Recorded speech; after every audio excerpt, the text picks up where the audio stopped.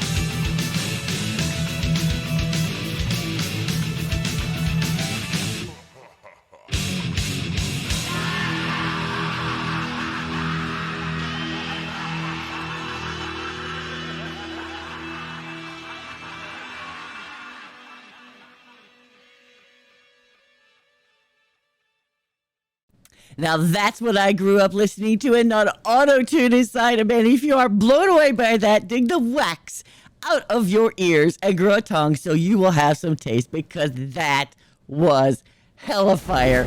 Love it or hate it, let me know below. I was wanting to beg, but I was having some trouble with my headphones in case you didn't notice, right? Now, did you see what I meant when I said that this song is a perfect chronicle of the vicious cycle of addiction? Because, and not only lyrically, but musically, because in the first parts 1 and 2, the I is the addiction talking to you, the junkie. And then when in the first part also, the song starts out, the addiction is just really starting to sink its claws into you, the junkie. And the music becomes, more and more frenetic as it moves forward. Part 2, at about 3:31, you fix. And, so you're all mellow and smooth. But then, at the third part, at about 4:46, you're starting to come down. And not only that, you've reached that tipping point where it's not just recreation or fun anymore. You're in full addiction. And it's got you right there in its fist. And then your increasingly agonizing Jones for your addiction, just gets heavier and heavier with the music. And then it's at this point where the conversation shifts. And the junkie starts talking to the addiction for a while, master, where's the dreams that I've been asked after, master, promised only lives, laughter, all I hear or see is laughter, laughing at my cries. And then you and the music go faster and become more frenzied until you scream, fix me at 5:38. And then it's just off the effing chain because you're just flung out into the maelstrom and your life just spins out of control. And then about 6:18 or so, Kurt goes up and down the scale. And it's at that, to me, is a musical representation of the endless cycle of addiction, just going up and down in a frenzy, just faster and faster. The going up part is the frenzy to fix, and then the going down is the being fixed and taken care of. And then again, it goes back up again and down. It's just freaking awesome. Then the conversation goes back to the addiction talking to you, the junkie, and it laughs at you at the ending, which is, a perfect ending. So for me, all the lyrics here are masterful.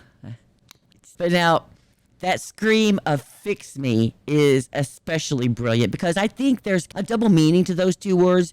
I mean, really, no matter how you look at it, it's definitely a cry for help. And the first and obvious meaning is, I want my damn dope. But underneath that, might there also be of a cry perhaps of, make this stop. I don't want to do this anymore. I kind of think so, but, let me know below in the comments what you guys think. Now, I have seen them perform this song live in 1999 and in 2004, and they were so unbelievably awesome. So let me know below if you ever saw them live or where you were when you first heard this song, or maybe if this was your first time, or if it has any special meaning to you. I would love to hear about that, and I hope you've enjoyed this as much as I have. And if so, please like, subscribe, and join my Granny Maniac family, and then hit that bell for all so you don't miss anything, and share this video with others so that they can learn about all this excellent music. It costs you nothing, but it really helps me out a lot. And if there's a song that you would like me to play, let me know below. Thanks again for dropping by. Love to my husband, Eric. Love to all you Granny Maniacs. Granny Metalhead is out. 5 hours, 6 hours, 7 hours. Fuck, man. Hey, Kurt, man, put your fucking pants on. Where's the swimming pool at? Couldn't you find a more heterosexual color than that? Oh, my God. And it's only going to get sillier.